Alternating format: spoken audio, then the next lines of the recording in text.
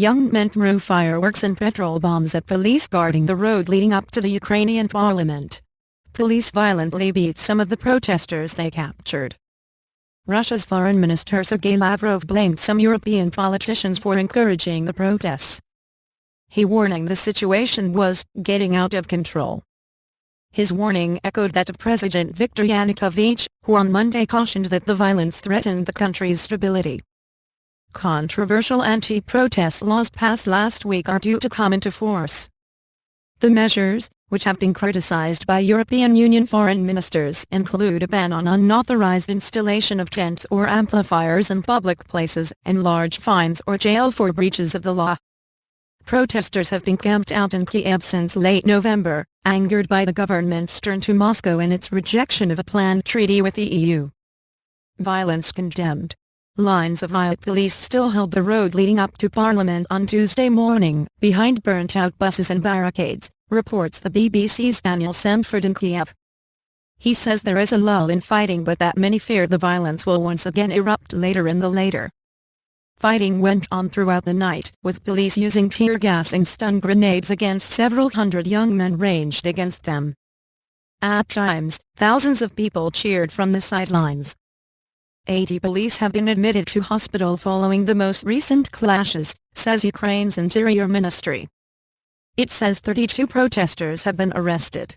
13 of those held could face up to 15 years in jail for creating mass disturbances, local media reported.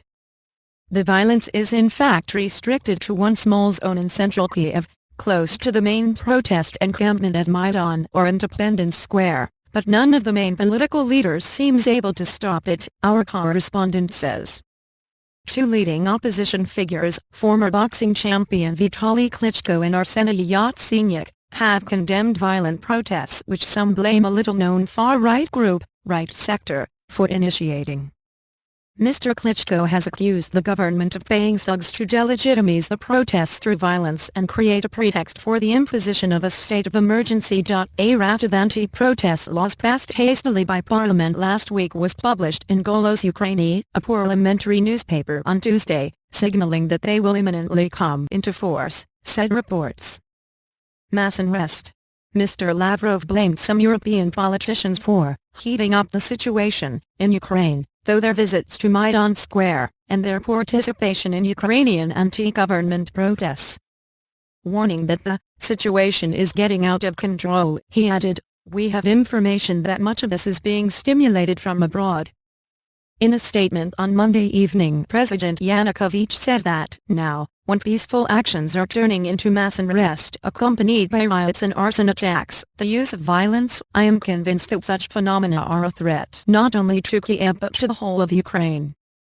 President Yanukovych says he is now ready to negotiate with opposition leaders. A cross-party commission has been set up to try to resolve the crisis. Former Interior Minister Yuri Lutsenko, who was injured in clashes earlier this month, is among 4 representatives of the opposition who will be taking part in the talks with the authorities, according to the website for Ukraine's Fatherland Party. They prescribe jail terms for anyone blockading public buildings, and ban the wearing of masks or helmets at demonstrations. They also ban any unauthorized tents in public areas and make slandering government officials a crime.